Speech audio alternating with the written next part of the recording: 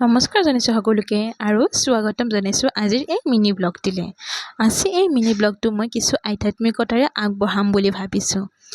আজি শাওনৰ শেষৰটি সোমবাৰ আৰু সদায় দৰে মই এনেকৈ চাকি বন্তি লগালোঁ আৰু সঁচাকৈ আজিৰ এই দিনটো মোৰ খুবেই ভাল লাগিল, কিয়নো আজি মোৰ এই গোটেই দিনটো কিছু আধ্যাত্মিকতাৰে পাৰ কৰিলোঁ। আপুনি চাবচোন, যেতিয়া আপুনি কোনোবা এটা দিন যিয়ে দিন নহওক আধ্যাত্মিকভাৱে আগবঢ়াই পাৰ কৰে, খুবেই ভাল লাগে মনটো। যেতিয়া আপুনি ভগৱানৰ ওচৰত বা থাপনাৰ ওচৰত যাব আৰু আপোনাৰ মনৰ কথাবোৰ সকলো উজাৰি ক'ব, সেনেকুৱা সুখ আপুনি হয়তো ক'তোৱে নাপাব। মন কৰিবচোন, যেতিয়া আপুনি মনত কেতিয়াবা গধুৰ বোজা হয়, লোকৰ ওচৰত সেই কথাবোৰ ক'বলৈ গ'লে তেওঁ কথাত মাজতে হ'লেও এষাৰি ক'বই, কিন্তু যেতিয়া আপুনি ভগৱানৰ ওচৰত একান্ত মনে বহিব, তেতিয়া কোনেও একো কওঁতা নাই।